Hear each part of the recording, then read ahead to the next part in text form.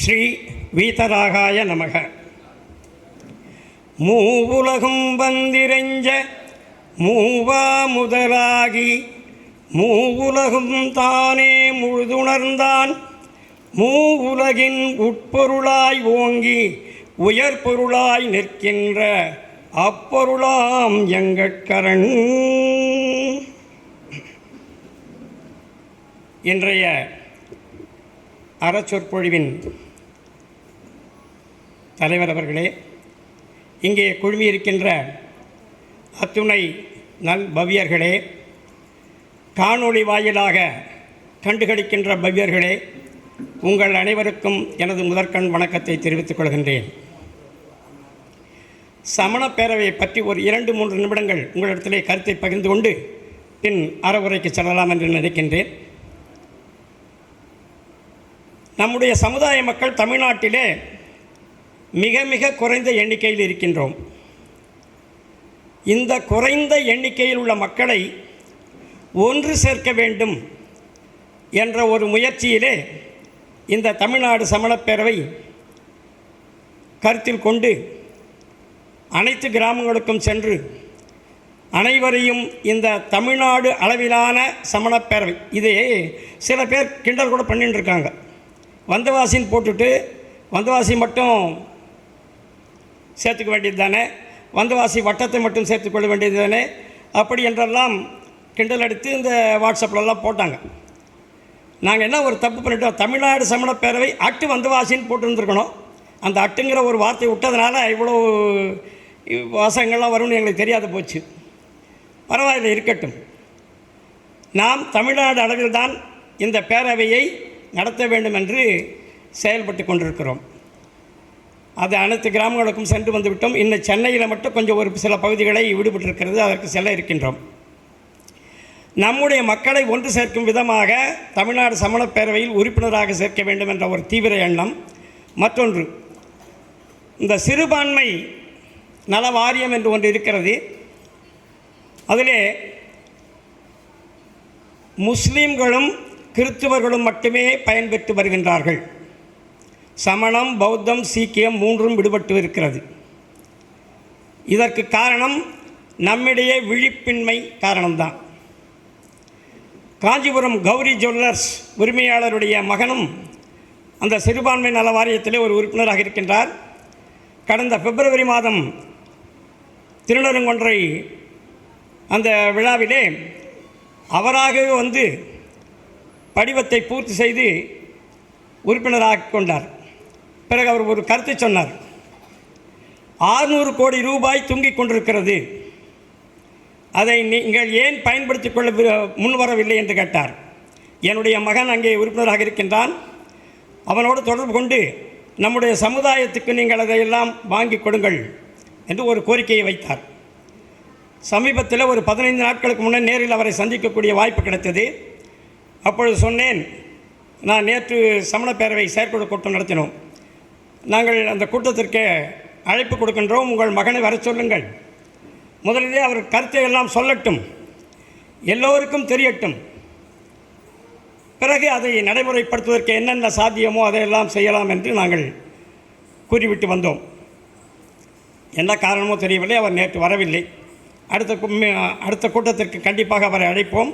என்னென்ன நடவடிக்கைகளாம் எடுக்க வேண்டும் என்பதை ஆலோசித்து அதன்படி நடவடிக்கை எடுப்போம். மேலும் மக்கள் தொகை கணக்கெடுப்பு என்ற ஒரு படிவத்தை பூர்த்தி செய்து நாம் எல்லா ஊர்களுக்கும் கொடுத்துருக்கிறோம். ஆன்லைன் மூலமாகவும் அதை பூர்த்தி செய்யலாம் என்று ஒரு ஆன்லைன்லேயும் விட்டுருக்கிறோம். அதில் ஒரு 2000 பேர் பதிவு செய்திருக்கின்றார்கள் ஆன்லைன்லேயே. கிராமத்திலே இப்போ வந்தவாசி வட்டத்தில் ஒரு 20 ஊர் எடுத்துட்டு நேரடியாகவே செயற்குழு உறுப்பினர்களை கொண்டு அதையெல்லாம் பூர்த்தி செய்து கொண்டு வந்தோம். இங்கேயும் கொடுத்துருக்கிறோம். தம்பி பாபு அவர்களுக்கு நேரமில்லை போலும், அதனால் காலம் தாழ்கிறது. பரவாயில்லை, விரைவில் அதை முடித்து தரும்படி அன்புடன் இந்த நேரத்திலே கோரிக்கை வைக்கிறேன். இந்த 20-25 ஊர்களிலே நாங்கள் வசூல் செய்ததில் அந்த படிவத்தில் ஒரு கணக்கெடுத்தோம். யார் யாருக்கு என்னென்ன உதவி தேவை என்று ஒரு கணக்கெடுத்த போது சென்னையிலே ஒருவர் மட்டும் எனக்கு 2 மகள்கள், நான் தையல்காரராக பணிபுரிந்து தனியாராக பணிபுரிந்து வருகின்றேன். என்னுடைய மகள்களுக்கு கல்லூரி படிப்புக்கு உதவி செய்ய வேண்டும் என்று ஒரு குறிப்பு தந்திருந்தார். இன்னொருவர் திண்டிவனம் பக்கத்திலே ஒரு கிராமம், என்னுடைய தந்தையாருக்கு கண் பாதிப்பு ஏற்பட்டிருக்கிறது, கண் நோய் ஏற்பட்டிருக்கிறது, அதை சரி செய்வதற்காகவும் கண்ணாடி ஆப்ரேஷன் செய்து அதுக்கு உண்டான செலவை எல்லாம் ஏற்றுக்கொள்ள வேண்டும் என்று ஒரு கோரிக்கை கொடுத்தது. இந்த 2 கோரிக்கை தவிர மற்ற எந்த கோரிக்கையும் அந்த படிவத்திலே வரவில்லை. ரொம்பவும் கஷ்டமாக இருக்கிறது. நாம் எல்லாம் நலிந்து கிடக்கிறோம், சமுதாயத்தில் நலிவடைந்த நிலையில் இருக்கின்றோம். நாம் எல்லாம் முன்னுக்கு வர வேண்டும். அவர்களெல்லாம் எதையோ பயன்படுத்தி கொண்டு ஆதாயத்தை பெற்று வருகிறார்கள். மத்திய அரசாங்கத்திடமிருந்து உதவி, மாநில அரசாங்கத்திடமிருந்து உதவி எல்லாம் பெற்றுக்கொண்டிருக்கிறார்கள். நாம் தான் இன்னும் அந்த முயற்சியை எடுக்காமல் இருக்கின்றோம். அதற்கு அனைவரும் ஒத்துழைப்பு தர வேண்டும் என்று இந்த நேரத்தில் வேண்டுகோளை வைத்துவிட்டு நம்முடைய விஷயத்திற்கு வருவோம். சிந்தனைக்கு சில. இந்த உலகத்தில் இருக்கின்ற ஜீவன்கள் எல்லாம் இன்பத்தை நாடியே அலைகின்றன, துன்பத்தை கண்டு வெறுக்கின்றன. அதுதான்ங்கள உண்மை. ஆனால் இந்த ஜீவனுக்கு கிடைப்பது இன்பம் கிடைக்கிறதா என்றால் இல்லை, துன்பமே மிஞ்சுகிறது. இதற்கு என்ன காரணம்? சிந்திக்க வேண்டிய விஷயம். அனாதி காலமாக இந்த ஜீவன் விருப்பு வெறுப்பு என்னும் மோகமாகிய கல்லை உண்டு மயக்கமடைந்து தன்னை மறந்துடுச்சு, ஆத்மாவை மறந்துடுத்து மற்ற வேலைகளை எல்லாம் செய்து கொண்டு 4 கதிகளிலே உழன்று துன்பத்தையே அனுபவித்து வருகின்றது. சரி, இப்போதிலிருந்து நமக்கு என்ன தெரிகிறது? விருப்பு வெறுப்பு, இது 2ம் அடிப்படையான காரணமாக இருக்கிறது துன்பத்திற்கு. அதை நாம் கொஞ்சம் கொஞ்சமாக குறைத்து கொள்ள வேண்டும். சரி, துக்கத்தை கெடுப்பதும் சுகத்தை கொடுப்பதும் தர்ம உபதேசம்தான். இந்த உபதேசத்தை கேட்க வேண்டும். இந்த ஜீவன் இன்பத்தை அனுபவிக்க வேண்டுமென்றால், துன்பத்திலிருந்து விடுபட வேண்டுமென்றால் சத்தர்ம உபதேசத்தை கேட்க வேண்டும். ஐயா அவர்கள் கூட கொஞ்சம் முன்னாடி குறிப்பிட்டார். சாரண பரமேஸ்வரிகள் எப்பொழுதும் 2 பேராகவே செல்வார்கள். அதில் ஒருவர் மூத்தவர், ஒருவர் இளையவராக இருப்பார். மூத்தவர் அற உபதேசம் செய்ய, இளையவர் அதை கேட்பார். இதுக்காக தான் 2 பேராக போகிறாங்க. அப்போ அறம் உரைக்கிறதுக்கு ஒருத்தர் இருந்தார்னா கேட்கறதுக்கு ஒருத்தர் இருந்தால் கூட போதும். நம்முடைய ஆகமங்கள் அதை சொல்லுகின்றன, நல்லாகவே சொல்லுகின்றன. பரவாயில்லை. திருக்குறள் மண்டபத்தில் நாங்கள் மீட்டிங் போடும்போது மண்டபம் ஃபுல்லாகிடும். இப்போ இந்த ஆன்லைன் கிளாஸ் ஜூம் போட்ட உடனே 50 பேருக்கு மேலே வரமாட்டேன்றாங்க. காலம் அவ்வளவு வேகமாக சென்று கொண்டிருக்கிறது. அது அவர்களுக்கு சொல்லி குற்றமில்லை. காலம் வேகமாக சென்று கொண்டிருக்கிறது. அதற்கு தகுந்த போல் நாமும் ஓட வேண்டியது தான். அப்படித்தான் சென்று கொண்டிருக்கிறோம். நம்மை நாம் அறியாமல் நாம் அடியெடுத்து வைக்கின்ற ஒவ்வொரு அடியும் தப்பாகவே சென்று கொண்டிருக்கிறது.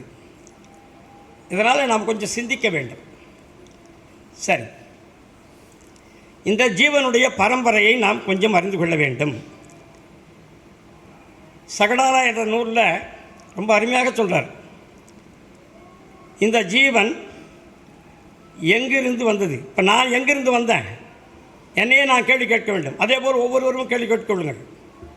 நான் எங்கிருந்து வந்தேன், எங்கெல்லாம் சுற்றிட்டு வந்தேன், இப்போ எங்கே இருக்கிறேன், என்னுடைய இலக்கு என்ன, அதற்கு நான் என்ன செய்ய வேண்டும், இவ்வளவுதான். இப்போ எல்லா ஜீவனும் எங்கிருந்து வெளிவந்தது என்றால் நிகோதத்திலிருந்து வெளிவந்தது. இந்த உலகத்திலும் சிறிதும் இடைவெளி இல்லாமல் நிரம்பி இருக்கின்ற உயிர்கள் அனைத்தும், அனந்த உயிர்கள் முக்திக்கு சென்றிருக்கின்றன. அந்த உயிர்களும் எங்கிருந்து வந்ததுன்னா நிகோதத்திலிருந்து தான் வெளிவந்தது. சரி, இப்போ அனந்த ஜீவன்கள் அங்கே இருக்கின்றன. இப்போது 2.5 தீப அளவிலே 6 மாதம் 8 சமய காலத்தில் 608 உயிர்கள் தான் மோட்சம் போகும்னு சொல்கிறாங்க. அதே அளவு 608 ஜீவன்கள் தான் சமத்துவம் பெற்று காலலப்தியினால் புண்ணிய வசத்தினால் நிகோதத்திலிருந்து பிறவிக்கு 608 உயிர்கள் வரும். இது அனாதிகாலமாக நடந்து வருகின்ற ஒரு தொடர் நிகழ்ச்சி.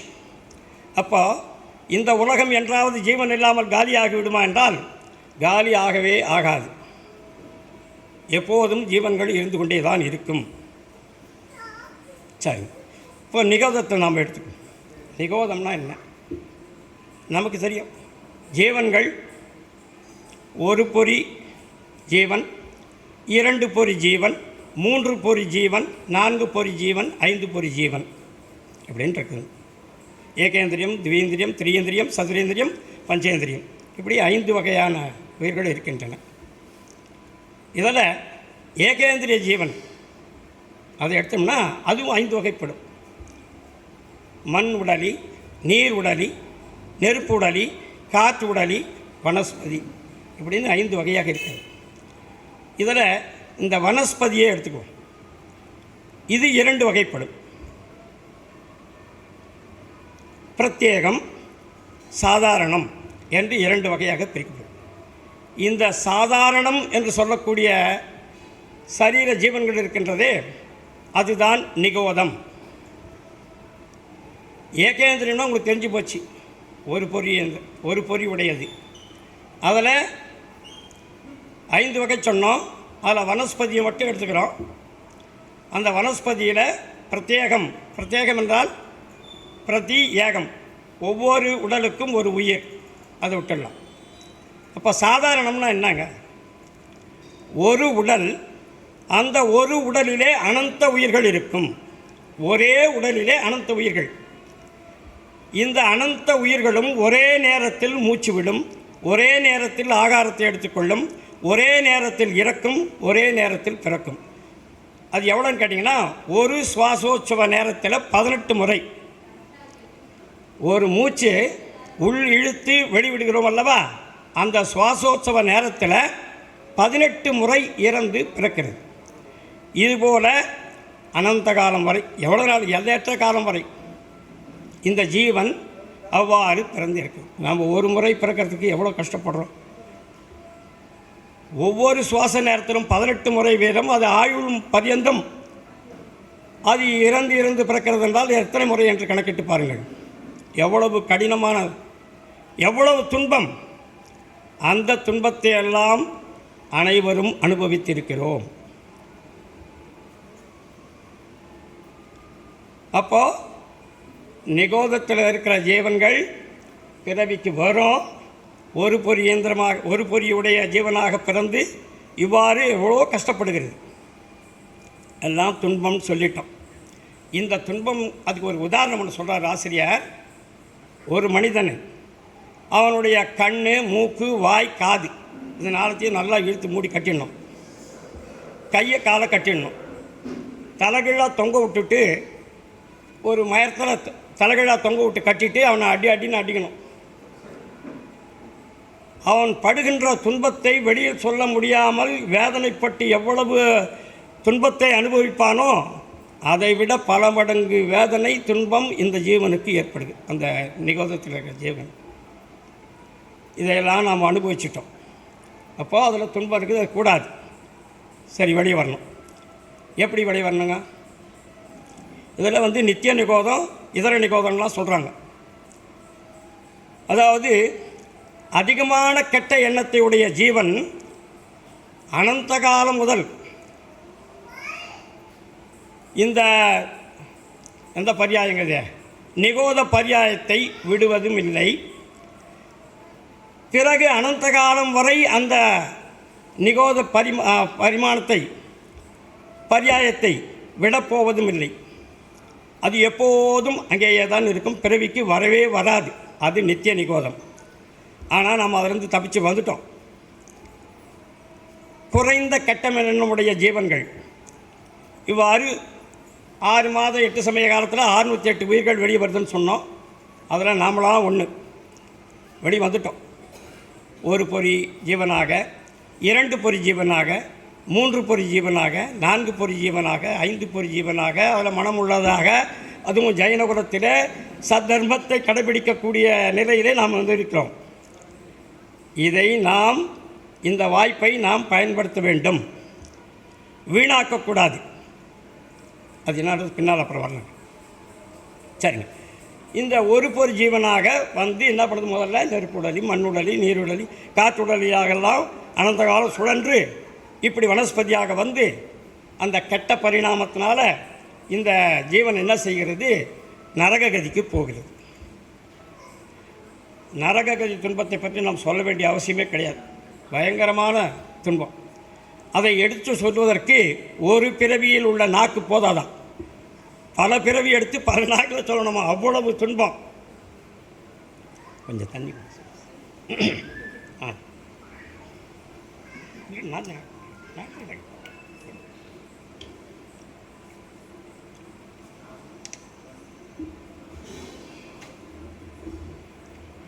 அப்படி அந்த நரககதி துன்பத்தை எடுத்து சொல்ல ஒரு நாக்கு போதாத, ஒரு பிறவி போதாது, பல பிறவிகள் வேண்டுமா, அவ்வளவு.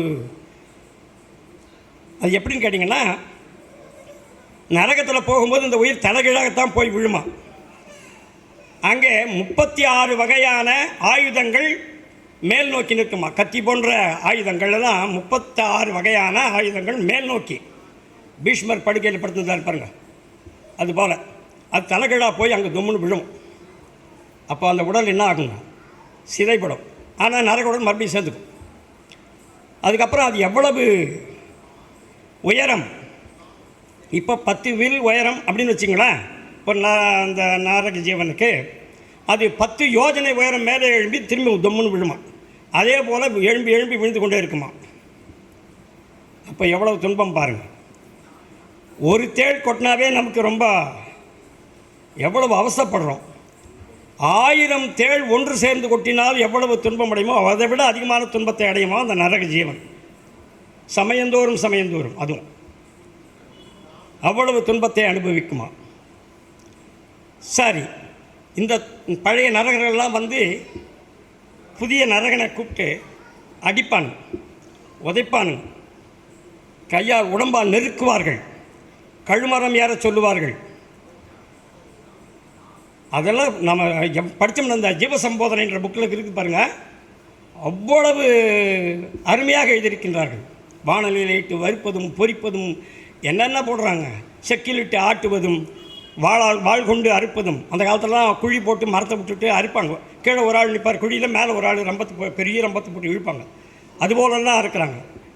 அதுபோன்ற துன்பங்களை எல்லாம் இந்த ஜீவன் எண்ணற்ற காலம் அனுபவித்து விட்டது. மேலும் அங்கே வெயில் எவ்வளவுன்னு கேட்டிங்கன்னா, மேருமலை அளவு இரும்பு குண்டை கொண்டு போய் அங்கே போட்டோம்னா அது உருகி நீராக ஓடுமா, அவ்வளவு வெப்பம். அதையே கொண்டு போய் 5வது நரகத்திலேருந்து 6, 7ஆம் நரகத்தில் போட்டோம்னா அப்போவே இது பெரிய இரும்பு குண்டாகிடுமா, அவ்வளோ குளிர்ச்சி. அப்போ எவ்வளோ உஷ்ணம், எவ்வளோ குளிர்ச்சி, இதையெல்லாம் அனுபவிக்கிறது. சரி, இந்த வெயில் நம்ம தாங்க முடியலையே. அங்கே ஒரு வைதரணி என்ற ஒரு ஆறு ஓடுகிறது, அதில் போய் விழுந்துடலாம், ஜில்லுன்னு இருக்கணும் நினச்சி அது போய் விழுது. விழுந்து அங்கே என்ன ஆகுதுன்னு கேட்டிங்கன்னா, சீழும் ரத்தமும் தான் தண்ணியாக ஓடும். அதில் ஆமை, பெரிய திமிங்கலம் போன்ற மீன்களெல்லாம் அந்த நரகனை தின்பதற்கு ஓடி வருமா. அதுவும் கொதிக்குமா, அந்த சீழும் ரத்தமும் கொதிக்குமா. ஐயோயோ உடலை சுட்டெரிக்கிறதே, வேதனைப்படுகிறதே என்று ஓடி இந்த கரையின் மீது உள்ள சால்மலி என்ற ஒரு மரம், உயரமான மரம் நிற்குமா. அந்த மரத்தடியில் போய் நிற்கலாம் சொல்லிட்டு ஓடி போய் நின்றுனா அந்த பெரிய மரத்தினுடைய இலைகள் எல்லாம் கூர்மையான கத்தி போல் இருக்குமா. அப்படியே ஒவ்வொரு கத்தியாக விழுந்துனே இருக்குமா உடம்புல, மொத்தம் அப்படியே செதுக்கும். இந்த கடப்பா கல் இந்த அறக்கலாம் பாருங்கள், ஒரு 20-30 கல் ஒரே நேரத்தில் அறக்கும். அது மாதிரி இந்த உடம்பு அப்படியே என்ன பண்ணுமா, நீட்டாக அறுத்துக்கிட்டே போகுமா அந்த கத்தி. திரும்பி அந்த நாரக உடல் ஒன்று சேர்ந்துக்கும். அவ்வளவு வேதனையை அதை அனுபவிக்குது. அதுக்கப்புறம் அந்த பழம் இரும்பு குண்டு மாதிரி இருக்குமா, பொத்து பொத்துன்னு அவன் மேலே விழும். அது உயரமான மரம், அங்கேருந்து ஒரு இரும்பு குண்டு இந்த பெரிய குண்டு விழுந்தால் என்ன ஆகுங்க. அதுபோல் துன்பத்தை அனுபவிக்கிறதாம். இப்படியெல்லாம் வர்ணித்து செல்கின்றார்கள்.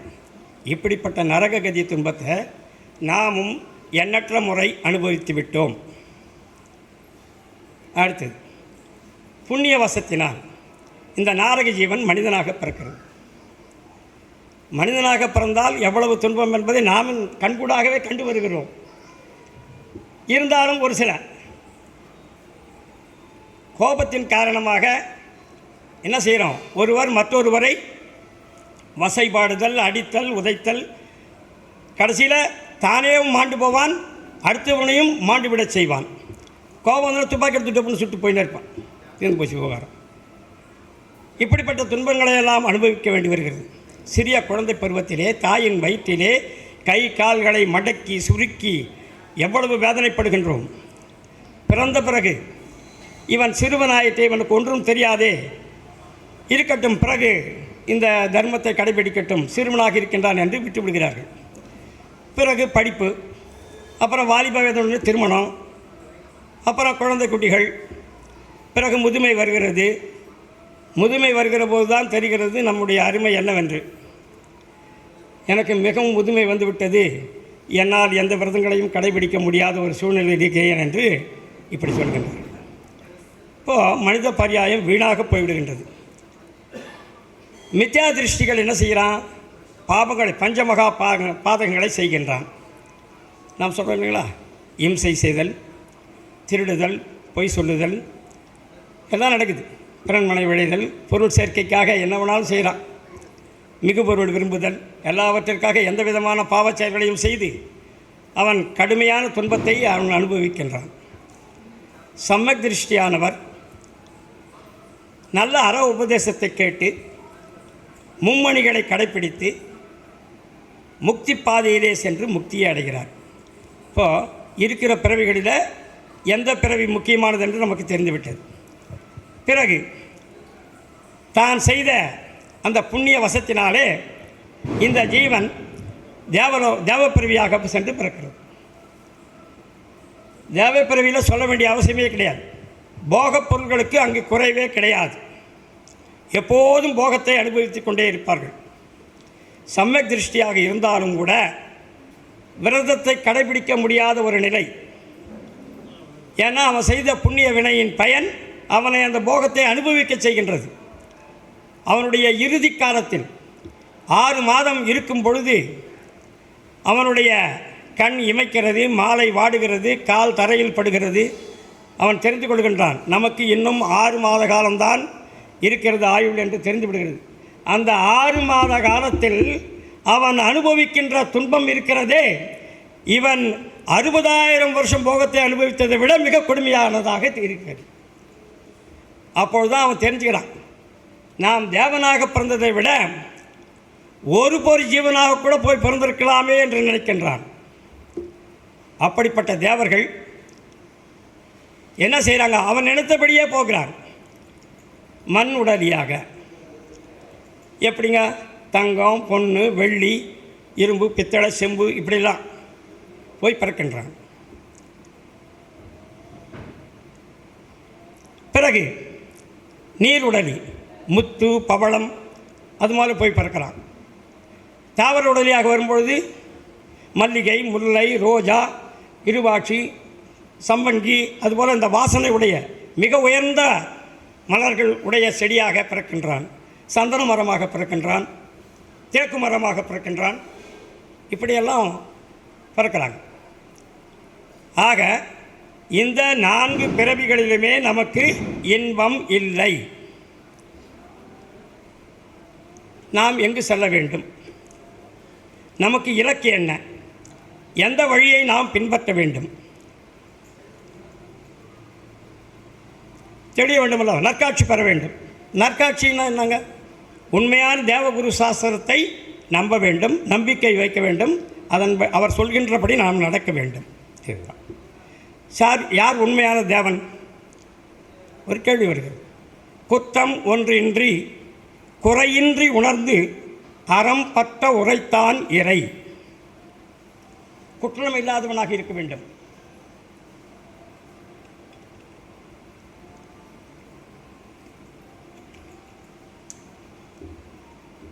பதினெட்டு வகையான குற்றங்கள் சொல்லப்படுகின்றன. அந்த 18 வகை குற்றங்களும் இல்லாதவனாக இருக்க வேண்டும். குறையின்றி உணர்ந்து, குறை இல்லாமல் முழுமையாக அறிந்தவனாக இருக்க வேண்டும். வாதறிவு பெற்றவனாக இருக்க வேண்டும். கேவல ஞானியாக இருக்க வேண்டும். சர்வஜனாக இருக்க வேண்டும். அறம் பற்ற உரைத்தான் இறை. இந்த மக்களெல்லாம் இதமாக தர்மத்தை சொல்ல வேண்டுமா, கட்டாயப்படுத்தி சொல்லக்கூடாது. இதமாக எல்லா உயிர்களும் ஏற்றுக்கொள்ளும்படியாக இதமாக தர்மத்தை எடுத்து சொல்லணும். அப்படி இதோபதேசி அப்படியாக விளங்கக்கூடிய நம்முடைய பகவான், அவரை நாம் மிக மிக நல்ல முறையிலே அவரை வணங்க வேண்டும். ஏன்னு கேட்டிங்கன்னா, அவர் தான் நமக்கு முக்திக்கு உண்டான வழியை எடுத்து சொன்னவர் அரகந்த பகவான். அதுதான் சித்தருக்கு முன்னாடி அருகதை வைத்தார்கள். நம்முடைய ஜீவன் கிடைத்தேற வேண்டும், அதற்காக நமக்கு வழியை காட்டியவர். அந்த வழியில் அவர் கூட அவர் கஷ்டப்படுத்தி சொல்லவில்லை, கட்டாயப்படுத்தவில்லை. நான் கூறுகின்றேன், இதுதான் முக்திக்கான வழி என்று கூறுகின்றேன். நீ உன்னுடைய ஞானத்தை பயன்படுத்தி அது சரியானதாக இருக்கிறதா என்று யோசித்துப்பார். யோசித்து நீயே முடிவெடுத்து அந்த வழியில் செல். கட்டாயப்படுத்தவில்லை. மற்றதெல்லாம் பார்த்தோம்னா இப்படியே இருக்குங்க. நீ இதை செய், இதை செய்யலைன்னா உனக்கு அது வரும், அது செய்யலைன்னா இது வரும், இப்படிலாம் சொல்கிறாங்க. அதையெல்லாம் நாம் ஒதுக்கி தள்ள வேண்டும். மித்யா பாதையிலிருந்து விலக வேண்டும், சம்யக்தோ பாதையை மேற்கொள்ள வேண்டும். சரி, இப்போ இந்த வழிக்கு நாம் வர வேண்டும். நமக்கு ஒரு எல்லை இருக்கிறது. இப்போ நாம் மன்னார்குடி வரேன்னு சொன்னால் நான் என்ன செய்யணுங்க, மன்னார்குடி வரக்கூடிய ரயிலையோ அல்லது அந்த பஸ்ஸுலேயோ ஏறினா தான் இங்கே வர முடியும். அப்போ ஒரு எல்லை இருக்கிறது அல்லவா, போய் சேர வேண்டிய ஒரு இலக்கு. அதே போல் இந்த ஜீவனுக்கு இலக்கு இருக்கிறது. அது என்ன இலக்கு? முக்திக்கு செல்ல வேண்டியதான் நம்முடைய இலக்கு. இது 5ஆம் காலம். இப்போ முக்தி அடைய முடியாது என்றாலும் கூட இதை கைவிடக்கூடாது. இந்த பாதையில் நாம் முன்னேறி செல்ல வேண்டும். ராக துவேஷ மோகம்னு சொல்லுவாங்க, விருப்பு வெறுப்பு மயக்கம். இந்த 3ஐயும் கொஞ்சம் கொஞ்சமாக நாம் குறைக்க வேண்டும். குரோதம் மானம் மாயை லோபம் என்று சொல்லக்கூடிய 4 விதமான கஷாயங்கள், சினம் செருக்கு வஞ்சனை பேராசை, இந்த 4ஐயும் குறைக்க வேண்டும். நாம் வருஷம் தசராட்சி நோன்பு செய்கிறோம், கடைசி நாள் க்ஷமா கேட்குறோம், மறுபடியும் போயிட்டு என்ன பண்ணுறோம், அதே வேலையை தான் மறுபடியும் தொடரும். அடுத்த வருஷம் தசராட்சி நோன்பு வருது, இருக்கிறோம், க்ஷமா கேட்குறோம், போகிறோம், மறுபடியும் அதே தான் செய்கிறோம். ஆனால் சற்று சிந்திக்க வேண்டும். கொஞ்சம் பர்சன்டேஜாவது குறையணும் இல்லைங்களா? நாம் கொஞ்சம் கொஞ்சமாக, உடனே விட்டுவிட முடியாது, கொஞ்சம் கொஞ்சமாக அந்த கஷாய உணர்வுகளை எல்லாம் குறைக்க வேண்டும். அதற்கு தசதர்மம் சொல்லியிருக்காங்க. அதுக்கப்புறம் சிந்தனைகள் 12 சொல்லியிருக்காங்க. அப்புறம் 22 துன்பம் பொறுத்து வெல்லுதல் பரிஷக ஜெயம் என்று சொல்லியிருக்கின்றார்கள். இதையெல்லாம் துறவரத்தாருக்கு எடுத்து சொல்லியிருந்தாலும் கூட இல்லறத்தால் தம்மால் இயன்ற அளவுக்கு அதை கடைப்பிடிக்க வேண்டும். ஒன்று மட்டும் சொல்லிக்கிறேன். 12 சிந்தனைகளில் ஒரே ஒரு சிந்தனையை மட்டும் கொஞ்சம் சொல்லிடலாம். சரி, 12 சிந்தனைகளில் முதல் சிந்தனை நிலையாமை சிந்தனை. நிலையாமை என்று சொல்லும்போதே நிலைத்தது ஒன்று இருக்கிறது என்பது நமக்கு தெரிய வருகிறது. எப்பவுமே நமது 2 தான், உண்டு இல்லை, இல்லைங்களா? அஸ்தி நாஸ்தி, அதுதான் நம்முடையது. அப்போ நிலையாமை என்று சொல்லும்போதே நிலையான ஒன்றை நம் மனதில் பதிய வைக்கின்றார்கள். அதை நாம் சிந்திக்க வேண்டும். சரி, முக்தி பாதைக்கு அழைத்துச் செல்வது, மித்யாத்துவத்தை ஒழிப்பது, சம்யக்துவத்தை வளர்ப்பது, எப்படி சொல்லிக்கிட்டே போகலாம். இந்த சிந்தனைகள் நமக்கு இதையெல்லாம் கொடுக்கின்றன. அதில் நிலையாமை சிந்தனையை முதல்ல வைக்கிறாங்க. ஏன்னு கேட்டிங்கன்னா, அழியாத ஒன்று, மாறாத ஒன்று, நிலைத்த ஒன்று, இளமை குன்றாத ஒன்று, முதுமை அடையாத ஒன்று இந்த உன்னதமான உயிர். இந்த உயிர் சிந்தனையை செய்வதற்கு இந்த நிலையாமை சிந்தனைகளை முன்வைக்கின்றார்கள். ஆகவே தான் இந்த நிலையாமை சிந்தனையை 12 சிந்தனைகளில் முதலில் வைக்கிறார்கள். எது நிலையாமை? இளமை நிலையாமை, யாக்கை நிலையாமை, செல்வம் நிலையாமை. இது 3. செல்வம் தெரியுது, ஆனால் அந்த இளமையும் தெரியுது, யாக்கையை மட்டும் நாம் கவனம் வச்சுட்டு இருக்கோம். நாம் இன்னும் ரொம்ப நாளைக்கு இருக்க போகிறோம் அப்படின்ற எண்ணத்தை வச்சுக்கிட்டு தானே ஓடி ஓடி உழைக்கிறோம். அதுவும் கிடையாது. இந்த 12 சிந்தனைகளில் அதை முதல்ல வைக்கிறாங்க.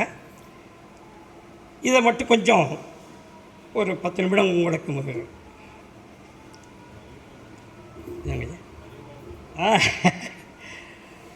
முதல்ல திருக்குறள் எடுத்துக்கிறாங்க. நம்முடைய ஆச்சாரிய குந்தர் என்ன சொல்கிறாருன்னு கேட்டிங்கன்னா, கூத்தாட்டு அவை குழாத்தற்றே பெருஞ்செல்வம் போக்கும் அது விழிந்தற்று அப்படின்னு சொல்கிறார். இப்போ அந்த காலத்தில் கூத்து, தெருக்கூத்து நடக்கும், சாதாரண கூத்துகள்லாம் நடக்கும். ஜனங்கள்லாம் போவாங்க. எப்படி போகிறாங்க? ஒருத்தராக போவாங்க.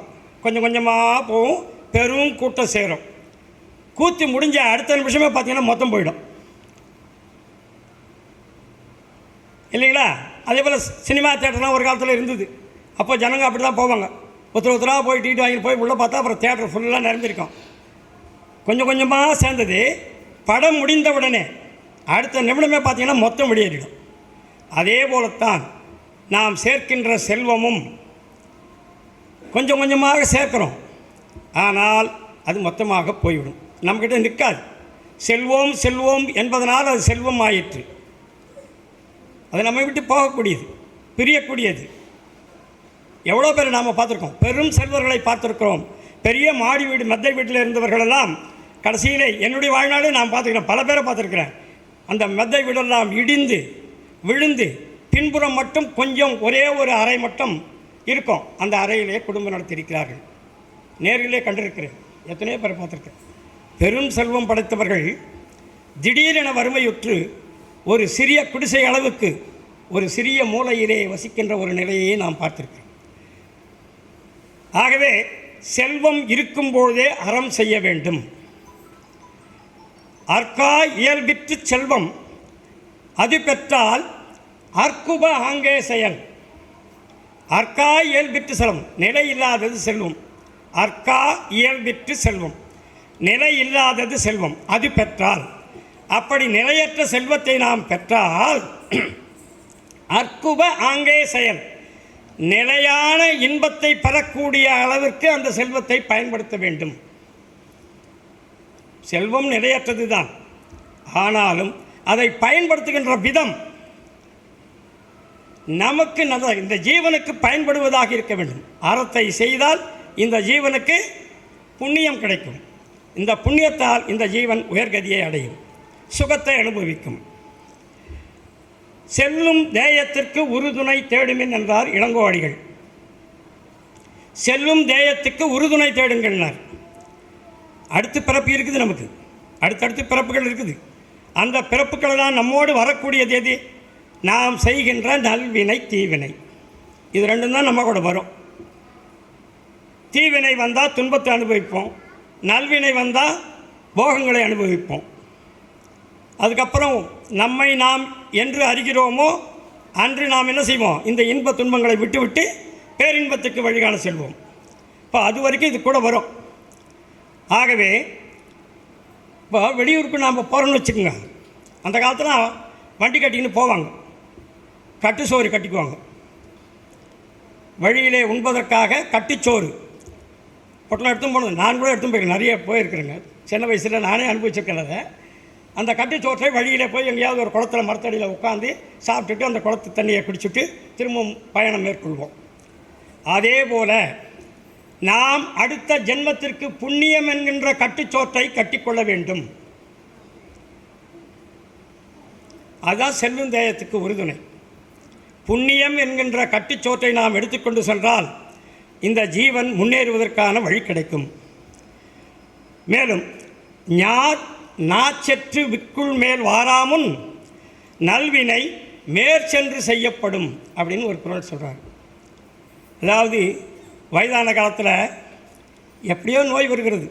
நம்ம ஆச்சாரிய குந்தர் தான் சொல்கிறாரு, அஷ்டபாகத்தில் சொல்கிறார், 5 கோடியே சொல்கிற நோய் இருக்குதான் நம்ம உடம்பில். இப்போ வந்தது பாருங்கள் கொரோனா, இனி வரப்போகின்ற புது நோய்கள்லாம் சேர்த்து கூட அவர் கணக்கு பண்ணி போட்டிருக்கார். 5 கோடி சொல்கிற அவ்வளவு நோய் இருக்குதான் இந்த உடலுக்கு. அப்படிப்பட்ட நோய்களெல்லாம் வருவதற்கு முன்பாக நாச்செற்று, நாய் குளறி, நாக்கு பேச்சு வராமல் குளறும். வயசான காலத்தில் நோய் வந்துட்டால் அந்த நாக்கு திரும்பாது, சரியாக பேச்சு சரியாக வராது. பேச்சு சரியாக வரலைன்னா அவங்க சொல்கிறது மற்றவங்களுக்கு புரியாது. புரியாமல் போயிடுச்சு. இப்போ தர்மம் செய்கிறேன்னு நினைக்கிறேன்னு சொன்னாக்கா செய்ய முடியுமானா முடியாது. ஆகவே இந்த நாக்கு அந்த குளறுகின்ற பேச்சு வருவதற்கு முன்பாகவே மேற்சென்று நல்வினை செய்வார்களாம். நல்வினை எப்போ செய்யணும்? மரணம் வருவதற்கு முன்பாக. நாக்கு பேச்செல்லாம் மாறுவதற்கு முன்பாக. அதுக்கு ஒரு சீவக சிந்தாமணியில் ஒரு பாடல் இருக்குங்க. திருத்தக்கதை ரொம்ப அழகாக எழுதியிருப்பார். கையார் பொதித்துணையே காட்ட, கையார் பொதித்துணையே காட்ட, கயற்கண்ணாள் அதனை காட்டாள். ஐயா விளாம்பழமே என்கிறீர், ஆங்கு அதற்கு பருவம் அன்று. ஏன் செய்வேன், நான் என்ன செய்வேன் சொல்கிறாங்க பாருங்க. என் செய்கோ என சிறந்தார் போல் சிறவா கட்டுரையால் குறித்த எல்லாம் பொய்யே, பொருளுரையா முன்னே கொடுத்து உண்டல் புரிமின் கண்டீர் என்று மிக அழகாக எடுத்து சொல்வார். ஒரு பெரும் செல்வந்தர் திருத்தக்க தேவர் காலத்தில் செல்வத்தை எப்படி சேர்த்து வைப்பாங்கன்னா பொன் உருண்டைகளாக சேர்த்து வைப்பார்களாம். பொன் உருண்டையாக சேர்த்து வைப்பாங்களாம். காயின்ஸ்ன்னு சொல்கிறீங்களா, அந்த காலத்தில் உருண்டை தான் செய்வாங்க பொண்ணு. அப்போ நிறைய பொன் உருண்டைகளாக சேர்த்து வச்சுட்டார். அறம் பிறகு செய்யலாம், இப்பொழுது செல்வத்தை சேர்த்து கொள்வோம், பிறகு செய்யலாம் என்று அவர் சேர்த்து வைத்து நிறைய பொன் உருண்டைகளை சேர்த்து வச்சுட்டாராம். சேர்த்து வச்சுட்டு உடம்பு சரியாக போச்சு, லக்கம் ஆட்சி விடுத்து. இப்போ பேச்சு வரல, படுத்த படுக்கையில் கிடக்கிறார். சொந்தக்காரெல்லாம் வராங்க அவரை பார்க்குறதுக்கு. அவரை பார்க்குறதுக்கு வரும்போது அப்பொழுது அவருக்கு உணர்வு வருகிறது, எப்படியாவது நாம் சேர்த்த செல்வத்தை நம் சுற்றத்தாருக்கெல்லாம் கொஞ்சம் தான தர்மம் செய்ய வேண்டும் என்கிற எண்ணம் அவருக்கு வந்துவிட்டது. பேச்சு வரல. தன்னுடைய மனைவியை ஜாடையார் அழைத்து அப்படி ஜாடை காட்டுறாரு. ஏன்னா பேச்சு வரலைங்களே, ஆகினால நாம் சேர்த்து வச்ச அந்த பொன் உருண்டைகளை எல்லாம் அவர்களுக்கு 1, 2, 3 எப்படி ஏதாவது கொஞ்சம் கொடுத்து அனுப்பு என்று அவர் சொல்கிறாராம். கயற்கண்ணாள் அதனை காட்டாள். அவருடைய மனைவியானவள் புரிஞ்சுக்கிட்டாங்க, ஆஹா நம்ம கணவர் சேர்த்து வைத்த செல்வத்தை எல்லாம் அவர்களுக்கு வழங்க சொல்கின்றார், அப்படி வழங்கிவிட்டால் நாம் என்னாவது, நம்முடைய கதி என்னாவது? அதை அவர்களுக்கு கொடுப்பதற்கு மனம் இல்லை, தாமே அனுபவிக்க வேண்டும் என்ற ஒரு எண்ணம் அந்த அம்மாவுக்கு வந்துவிட்டது. அப்போ சொல்கிறாங்க, ஐயா விளாம்பழமே என்கிறீர். மாற்றி சொல்கிறாங்க பாருங்கள் எப்படி. ஐயா இப்போ போய் விளாம்பழம் கேட்குறீங்களே, அது தருவதற்கு இப்பொழுது பருவம் அன்று, அதை உங்களுக்கு கொடுக்க நேரம் இப்போ கிடையாது. இப்போ கொடுத்தீங்கன்னா நீங்கள் சாப்பிட்டீங்கன்னா நீங்கள் செத்துடுவீங்க. அது இப்போ பருவம் கிடையாது, காலம் கிடையாது, உங்களுக்கு கொடுக்க வேண்டிய காலம் இது அல்ல என்று சொல்லி அவர் என்னென்னலாம் சொல்கின்றாரோ அதற்கு நேர் எதிர்மாறாகவே அந்த அம்மா சொல்கிறாங்க. பொய்யே சொல்கிறாங்க, எல்லாத்தையும் மாற்றிட்டாங்க. அவரோ பாவம் கண்ணீர் விட்டு அழறார். என்ன பண்ணுறது, வேறு ஒன்றும் சொல்ல முடியாதுல்ல அவரால். பொருளுரையா முன்னே கொடுத்து உண்டல் புரிமின் கண்டீர். ஆகவே நீங்கள் நன்றாக இருக்கும் பொழுதே தான தர்மங்களை எல்லாம் செய்து விடுங்கள். பிறகு செய்யலாம் என்று நீங்கள் நீட்டித்தால் அது செய்ய முடியாமல் போய்விடும். ஆகவே உங்களுக்கு நன்மை, உங்களுக்கு புண்ணியம் கிடைக்க வேண்டுமென்றால் இருக்கும் பொழுதே கொடுத்து விடுங்கள், நன்றாக இருக்கும் பொழுதே கொடுத்து விடுங்கள். குடம்பை தனித்தொழிய புல் பரந்தற்றே உடம்பொடு உயிரிடை நட்பு. இந்த குந்தாச்சாரியர் சொல்கிறது. குடம்பை தனித்தொழிய புல் பரந்தற்றே, இதுக்கு 2 விதமான கருத்துக்கள் சொல்கிறாங்க. நாம் முட்டை ஓட்டுக்கும் கோழி குஞ்சுக்கும் உள்ள உறவைத்தான் நாம் எடுத்துக்கொள்ள வேண்டும்.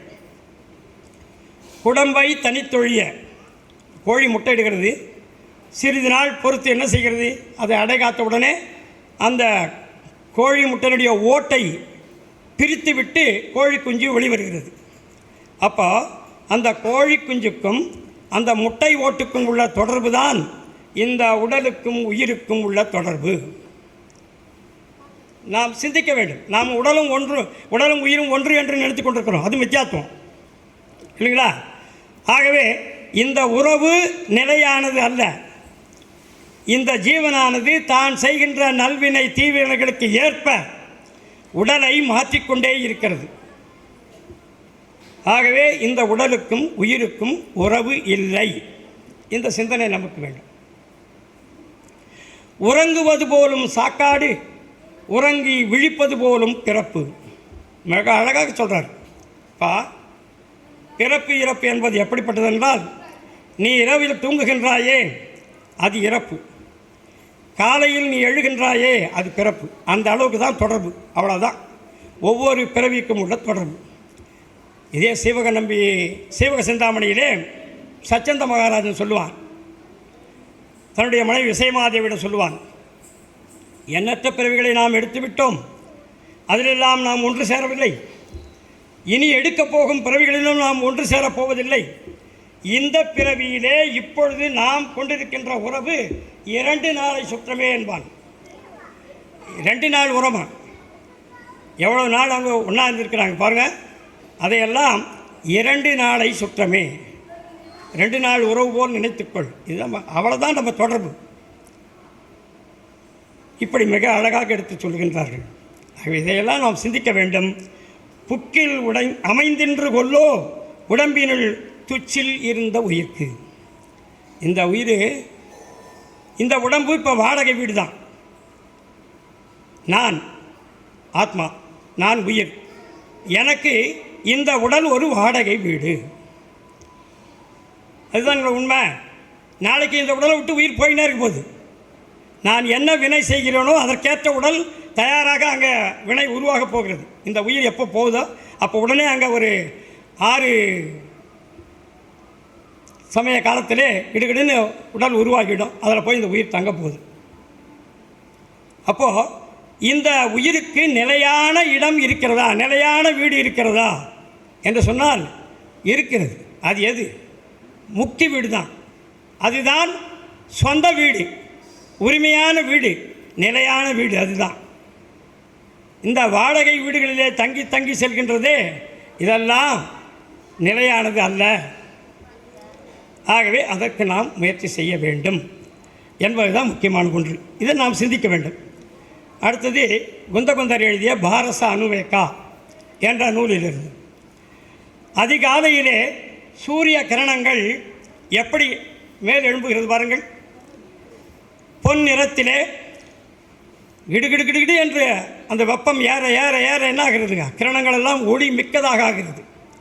மாலையில் அந்த ஒளி கிரணங்கள் தன்னுடைய ஒளியை சிறிது சிறிதாக குறைத்து கொண்டே சென்று கடைசியிலே இருளாகிவிடுகிறது. அதை போலத்தான் நம்முடைய வாழ்க்கை. மேலும் வானத்தில் உள்ள மேகங்கள், சின்ன வயசில் நாங்கள் கவலை ஓட்டியிருக்கிறேன், ஏற்றம் அரைச்சிருக்கிறேன். கூட ஒருத்தர் ஏறுவார் மேலே, 2 பேர் மேலே ஏறுவார் ஏற்றத்தில். அப்படி அதில் நானும் ஒருவனாக இருந்திருக்கிறேன். அப்பொழுது கிழக்கிலே பார்த்தால் மேகம் பயங்கரமாக இருண்டு கொண்டிருக்கும். அது அப்படியே மழை பொழிந்தால் ஏரிகளெல்லாம் உடைந்து விடும் போல் இருக்கும். அவ்வளவு மழை வரும் என்று எதிர்பார்ப்போம். என்ன பண்ணுவாங்க, கவலையை விட்டுட்டு மாடு கலப்பை எல்லாத்தையும் எடுத்துன்னு உருளைக்கட்டெல்லாம் எடுத்துன்னு ஓடிவிடுவாங்க வீட்டுக்கு. ஏற்ற இறக்கிறத விட்டுட்டு சால் தொண்டாலாம் எடுத்துன்னு ஓடிவிடுவாங்க. ஒரு அரை மணி நேரத்தில் பயங்கரமான காற்று சுழன்று சுழன்று அடிக்கும். அதுக்கப்புறம் கொஞ்ச நேரம் பொறுத்து பார்த்திங்கன்னா அந்த வானத்தில் அந்த மேகங்களே இருக்காது. கழனிலாம் நிரம்பிடும், மழை பெஞ்சு எல்லாம் நிரம்பிடும். நம்ம இறக்கி தவறுன்னு சொல்லிட்டு ஓடினவங்க பார்த்தா கடைசியில் ஒரு துளி மழை கூட இல்லாமல் அந்த மேகங்கள் இருந்த இடம் தெரியாமல் கலந்துவிடும். அதை போலத்தான் நாம் சேர்த்து வைத்திருக்கின்ற செல்வமும் நிலையாமல் மறைந்துவிடும், சிதைந்து போகும். அதே போல் செல்வம், இளமை, யாக்கை எல்லாமே இந்த 3மே நிலையில்லாதன என்று கூறுகின்றார். சீவக சிந்தாமணியிலே சீவகன் பதுமையை திருமணம் செய்து கொண்டு 2 திங்கள் இருப்பான். 2 மாதம் முடிஞ்ச உடனே அவளுக்கு சொல்லாமல் வெளியே கிளம்பிடுவார். அங்கங்கே 2 மாதம் தான். ஒவ்வொரு கல்யாணம் பண்ணும்போதும் 2 மாதம் தான் இருப்பார். அப்புறம் நடுராத்திரியில் சொல்லாமல் பிரிஞ்சு போயிடுவார், வெளியே போயிடுவார். அப்படி பதுமையை பிரிந்து சென்ற போது அவருடைய தோழி ஆறுதல் கூறுகிறாள், இளமையில் மூப்பும் செல்வத்து இடும்பையும் புணர்ச்சி போதில் கிளை நரீர் பிரிவும் நோயில் காலத்து நோயும் நோக்கி என்று கூறுவாள். பாருங்கள், எவ்வளவு அழகாக ஒரு உதாரணம் சொல்கிறாங்க பாருங்கள். அந்த தோழி தலைவிக்கு ஆறுதல் கூறுகின்றாள், சீவகனை பிரிந்து வருந்துகின்றாள், வாடிப்போகிறாள். அவளுக்கு சொல்கிறாங்க, மா இளமையிலே மூப்பும், இளமை இருக்கும் பொழுதே மூப்பு வந்துவிடும். பிறகு செல்வத்து இடும்பையும், செல்வம் இருக்கும் பொழுதே வறுமையும். இளமை இருக்கும் பொழுதே மூப்பு வந்துவிடும், செல்வம் இருக்கும் பொழுதே வறுமை வந்துவிடும், சேர்ந்து வாழ்கின்ற போதே பிரிவு வந்துவிடும். நாம் இல்லறத்திலே நம்முடைய இல்லத்திலேயே நாம் கண்கூடாக பார்க்கிறோம் அல்லவா? நம்முடைய பெற்றோர்கள் எங்கே? நம்மோடு தானே இருந்தார்கள், இருக்க வேண்டியது தானே. ஏன் பிரித்து சென்றார்கள்? நிலையாமை. பெரியவர்கள் மட்டுமல்ல, பெரியவர்கள் இருக்கும்போது சிறுவர்களும் போய் விடுகிறார்கள். அப்படி சேர்ந்து வாழ்கின்ற போதே பிரிவும். நோயில் காலத்து நோயும். நோயிலே நான் அருமையாக இருக்கிறேன் என்று நினைத்து கொண்டிருப்பேன். மறுநாள் காலையில் பார்த்தாவே ஹார்ட் அட்டாக், ஹாஸ்பிட்டலில் பெட்டில் இருக்கிறேன்னு சொல்லுவாங்க. இப்படி நோய் இல்லாத போதே நோயும் வந்து சேரும். அதுபோலத்தான் இன்பமும் துன்பமும் மாறி மாறி நம்மிடம் வந்து சேரும். அதுக்கு தான் ஒருத்தர் சொன்னாங்க, திரைப்பட பாடல்களோட ஒன்று வரும், மாலை பொழுதின் மயக்கத்திலே என்ற ஒரு பாடலில், இன்பம் சில நாள் துன்பம் சில நாள் என்றவர் யார் தோழி கேட்பாங்க. இன்பம் சில நாள் துன்பம் சில நாள் சொன்னது யார் தோழி? இன்பம் கனவில் துன்பம் எதிரில் காண்பது ஏன் தோழி கேட்பாங்க. இன்பம் எங்கே இருக்குது? கனவுல இருக்குது. துன்பம் எங்கே இருக்குது? எதிரிலே இருக்குது. இதை நாம் மாற்ற முடியாது. நாம் செய்த வினையின் பயன் நாம் அனுபவிக்க வேண்டும். அதை யாராலும் மாற்றவும் முடியாது. இறந்தவர் பிறப்பர், பிறப்பவர் இறப்பர். உயர்ந்தவை தாழும், இன்பமும் துன்பமும் மாறி மாறி வரும். ஆகவே நிலையாமையை உணர்க, கவலையை விடுக என்று ஆறுதல் கூறுவாள். அதிலேயே இன்னொரு அடுத்த கல்யாணம். சீவகன்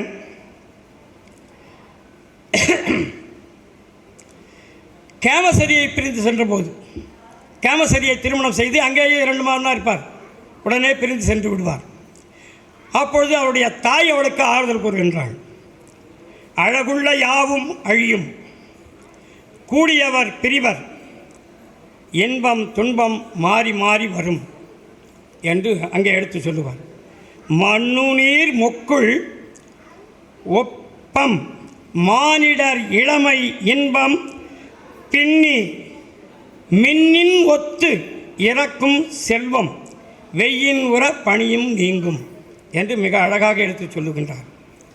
அதாவது மழை நீர் பொழிகிறது, தெருவிலே கூட வச்சுங்களேன், விழுதுனாங்க, அங்கே உடனே என்ன உற்பத்தி ஆகும்? நீர் குமிழி உற்பத்தி ஆகும். அது எவ்வளவு நேரம் இருக்கும்? அவ்வளவு நேரம்தான். மனுநீர் மொக்குள் ஒப்பம், மழை நீர் பெய்யும் பொழுது உண்டாகின்ற நீர்க்குமிழியை போன்றது இந்த வாழ்க்கை.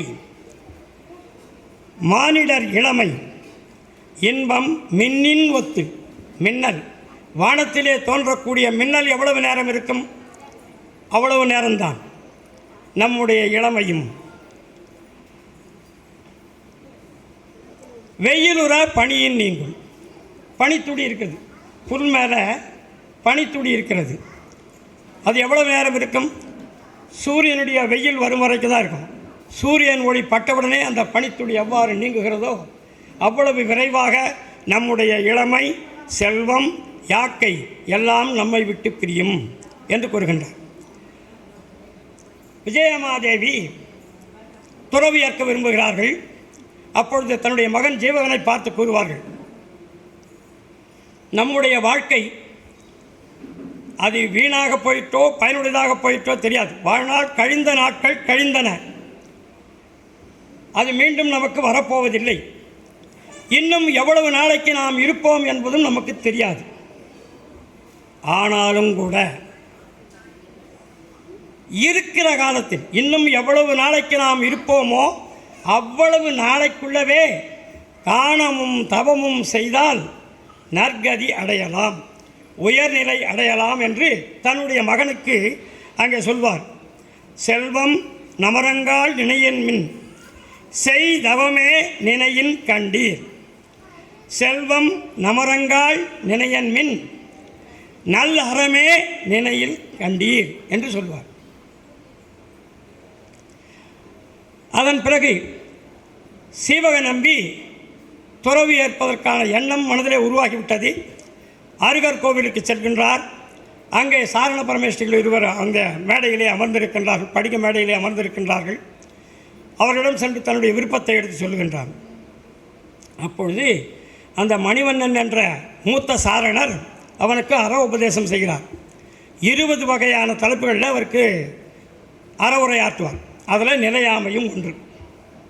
இப்போ இந்த உயிரானது மனித பிறவியிலே பிறக்கும்போது கருவில் உற்ற சமயத்திலிருந்தே தன்னுடைய ஆயுள் முடிகின்ற நேரம் வரை எப்போது வேண்டுமானாலும் அது இறக்கலாம். எவ்வளவு நாளைக்கு என்று சொல்ல முடியாது. அது எவ்வளவு ஆயுளை கட்டி வந்திருக்கிறதோ அது அவங்களுக்கு தான் தெரியும். இப்போ என்னுடைய ஆயுள் என்பது நான் செய்த வினைப்பயன். அதே போல் ஒவ்வொருத்தருக்கும் ஒவ்வொரு வினைப்பயன், அவருக்கேற்ற மாதிரி தான் ஆயுள் அமையும். ஆகவே அதையெல்லாம் நிலையாமை, எப்பொழுது வேண்டுமானாலும் இந்த யாக்கை நம்மை விட்டு பிரிந்துவிடும் என்ற ஒரு எண்ணத்தை கொண்டு அந்த நிலையாமையை நீ உணர்ந்து நிலைத்த இந்த ஆன்மாவை உயர்கதிக்கு செல்வதற்கான வழியை மேற்கொள்க என்று அறிவுரை கூறி அனுப்புகின்றார்.